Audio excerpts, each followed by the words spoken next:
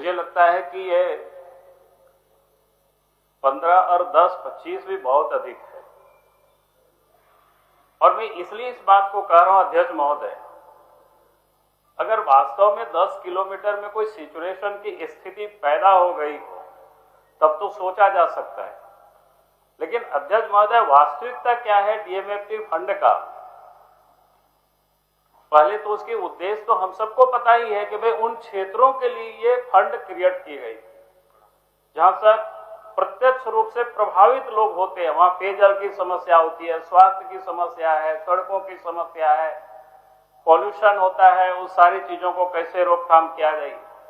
लेकिन वास्तव में आज आप देखेंगे अध्यक्ष महोदय कि उस काम में पैसा कम लगाए जाते हैं। वहां के क्षेत्र में आप जाएंगे स्थिति बिल्कुल बद से बदतर है, ना अच्छी सड़कें मिलेगी, ना पीने के पानी लोगों को वहां उपलब्ध होता है, ना पर्यावरण को ठीक करने के लिए और क्या क्या वहां जरूरत है, वो सारी चीजें कुछ भी नहीं होता है। और उस पैसे को कहीं कोई ढक बंगला बनाए जाते हैं, कहीं अन्यत्र कामों में लगाया जाता है।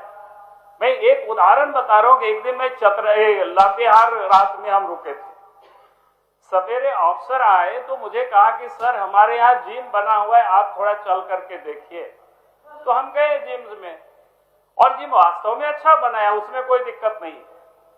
फिर वो अफसर चले गए तो एक कार्यकर्ता थे, उन्हें बोला कि बताए सर ये जिम किस पैसा से बना है आपको पता है? हमने बोला कि ये तो मैंने नहीं पूछा। तो उन्होंने कहा कि ये जिम जो बना है, हमको लगता है प्रकाश राम जी को बढ़िया से पता होगी, डीएमएफटी फंड से बना है और उसमें भी सिर्फ अफसर वहां पर उस जिम का उपयोग करते हैं, कोई पब्लिक उपयोग नहीं करती। इसलिए मैं कहूंगा कि सीमा बढ़ाना तो बाद की बात है, पहले हमें इस बात की तहकीकात कर लेना चाहिए कि भाई इस पैसा का उपयोग उस क्षेत्र में ठीक प्रकार से हो रहा है कि नहीं हो रहा है।